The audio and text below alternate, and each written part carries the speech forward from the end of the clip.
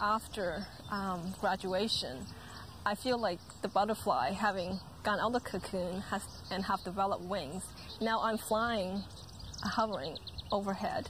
I can see the forest among the trees. You know, I can get a new perspective on things. I can see things in a different light, from a different angle, and I think that's the biggest benefit to my education. 5 years ago, I think my attitude is my way of thinking concur with, I guess, the popular notion that if I have a headache, I take a pill. If I have a stomachache, I take a pill. If whatever ailment comes on, I take a pill, and I don't have to do anything else in the meantime. Because in a way we're taught that there is a pill for every ailment, and we ourselves don't have to take responsibility for our health. Now I see that that's not so. What we do every day, how we practice, live our life every day makes a big difference to our health, to our general well-being. So it's a daily practice rather than I feel ill today, I take a pill today. It's what I do today so that I can be as healthy and well-balanced as I can be tomorrow. Some of the herbs that we use as medicine are popular destinations for butterflies. One of them is calendula. It is used in salves and creams to decrease inflammation for sprains, strains, stings, varicose veins, and it is soothing for burns and rashes. Borage is one of my favorites. It's a beautiful, beautiful, happy flower, and it actually helps to make us happy, so to speak. It's a nervine, but it's a nervine with a twist is how I call it. I call it a flower that gives you a hug. It has the ability to support the adrenals, but it's just one of those ones that makes you happy. Butterflies love it, children love it, adults love it. It's a very gentle, non-evasive, beautiful flower, and it's a really lovely one. So that's what I would have in my butterfly garden. I think with yarrow, I think the realization that this is one of the excellent herbs. It is particularly what's called an adaptogen because it affects high fevers. And the lovely thing about it is it's a very good virus, antiviral herb. Now I can remember one child that went to sea with chicken pox, and it was scratching itself all over with a rash at the extremities and beside his neck, coughing and miserable. And giving it a tea of yarrow, as Mother said, in half an hour it already picked up. And it's quite astonishing what it'll do for simple viral infections. And when one looks at it from the other point of view, it's a bitter herb. It has the abilities to settle the digestion, and the Germans, of course, put it in beer. It has the ability to elevate the spirits. It's a plant that is a reviver from depression, and it's a good herb. And digestive because it's laxative properties. It's antihypertensive. And it has uses for arthritis. It's got all sorts of different uses when used in conjunction, when used wisely, and it's completely safe.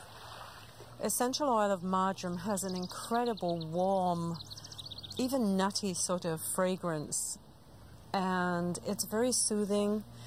It helps people who are depressed, and it is very good for helping the muscles relax. Parsley is very nutritious, containing high levels of vitamins A and C, calcium, iron, manganese, and phosphorus, and it's also high in protein. Parsley is great for the urinary tract, and it stimulates your appetite. Fennel is a neat herb. It grows very easily everywhere, and it tastes delicious. And a lot of people are used to just eating fennel seeds, but the actual plant itself has these lovely, it's almost like fern-like, lovely tasty leaves. And it tastes delicious. It's very good for digestion, which we could all use a little support of in this day and age. And it's a lovely plant that's easy to grow. So that would be another one I would have in my butterfly garden. Nettle is rich in iron and vitamin C. It's used as a blood builder for treating anemia and poor circulation. One herb that I really do like to use is hyssop, and basically because I know that it really works very well for children's ailments. It actually has a few different properties. I like it because it's really helpful for coughs and colds in children. And the other thing that it does, it actually helps, it's what we call a nervine. It actually helps to relax the child, help them to go to sleep. And one of the best uses is normally when children get coughs, they get cough at night when they're lying down, because that's when most of the surface of the lungs are covered with phlegm.